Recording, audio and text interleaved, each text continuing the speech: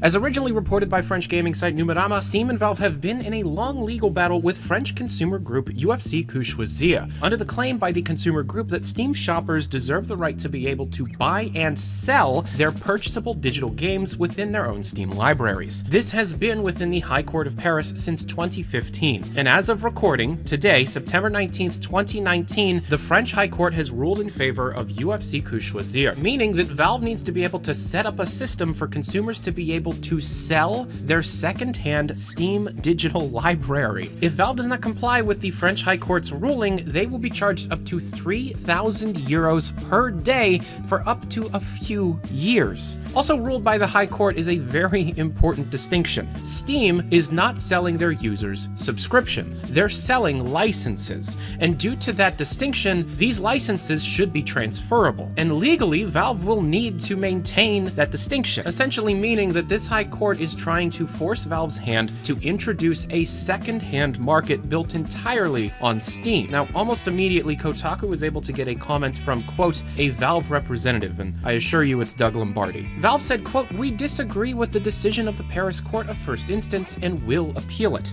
The decision will have no effect on Steam while the case is on appeal. So consumers will not see anything change, and these appeals can last as long, if not longer, than the actual cases themselves. However, a couple questions are raised here. Do consumers that buy these digital licenses, as they have been legally defined in at least France, deserve the right to be able to transfer these licenses in any way they see fit? Should Valve offer the ability to trade game licenses between accounts, or better yet, allow the games to be sold on a used or secondhand market? Now, it doesn't take much time to be able to realize that if such a system were to be put in place, developers would see enormous drops in revenue. If there's a cheaper secondhand alternative to being able to purchase games in the digital distribution platform, then developers are not going to be seeing as much income on a day-to-day basis, since there is an alternative to just buying the game outright on Steam. If Valve's hand was actually forced by the French High Court, then the Epic Games Store, one that prides itself on being developer first, would have yet another reason to push its own platform. This move made by the French consumer group is obviously made with consumers in mind, and giving consumers the ability to do what they wish with what they pay for is obviously a good thing, and as they've stated, the fear of losing everything they've purchased if a server goes down is a legitimate one. But jumping ahead to allowing users to be able to sell their games on a second-hand market seems to muddy the waters across the board. It's important to state that yes, Valve has filed an appeal, but the French High Court has ruled in favor of the consumer group, officially. So there is now precedent made by the court that can be referred back to